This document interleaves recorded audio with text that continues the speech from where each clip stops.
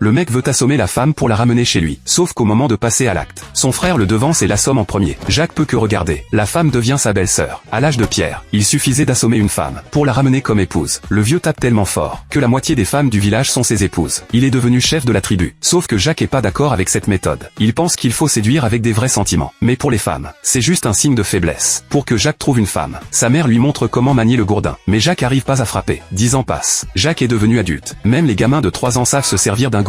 Mais Jacques y arrive toujours pas. Son frère c'est le jour et la nuit. Un corps de baraque. Et le talent de son père pour le gourdin. À son âge il a déjà 3 femmes. Même Lisa, la fille que Jacques aime depuis toujours, rêve de se faire assommer par le frère. Pour conquérir le cœur de Lisa, Jacques lui montre son invention, le vélo. Lisa se moque de lui. Jacques comprend que pour impressionner Lisa, faut en passer par le gourdin. Ce jour-là, pendant que Lisa regarde ailleurs, Jacques se prépare enfin à frapper. Et c'est là que la scène du début se produit. Au banquet, Jacques se saoule, prend un gorille pour Lisa, et passe la nuit avec. Déprimé, Jacques va boire de l'eau. Un crabe lui pince la bouche. Il va pleurer chez son pote, qui lui dit d'oublier Lisa. Les belles femmes ça manque pas. C'est là que Jacques tourne la tête, et voit une autre femme qui lui plaît. Cette fois il hésite pas. Un coup de gourdin bien net. Sauf qu'il tape trop fort et l'envoie dans le vide. Sa première femme a pas fait long feu. Retour à la case Lisa. Tout le monde attrape le poisson à la fourche. Jacques sort son invention, le filet de pêche. Son frère voit ce bon à rien de Jacques. Déchire le filet de rage. Lisa aussi lui dit de prendre exemple sur son frère. Le lendemain le chef les emmène chasser. Jacques a peur des coups de soleil. Alors il se fabrique un chapeau. Son frère déteste ce truc. Pendant qu'ils discutent stratégie, un serpent se glisse dans le pantalon de Jacques.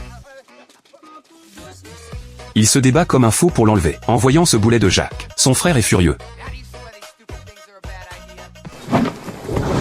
Jacques saute de la falaise pour récupérer son froc. Par chance, il atterrit dans une bouse de mammouth. Le soir, un assassin d'une tribu ennemie vient tuer le chef. Jacques lance un caillou au hasard, pile sur la tête de l'assassin. Tout le village le félicite. L'assassin révèle que la tribu ennemie prépare une attaque. Le lendemain, tous les hommes commencent un entraînement de dingue. Mais à chaque exercice, Jacques casse le matériel. Son frère sait plus quoi dire. Pour l'escalade, Jacques sort son invention, l'échelle. Son frère craque.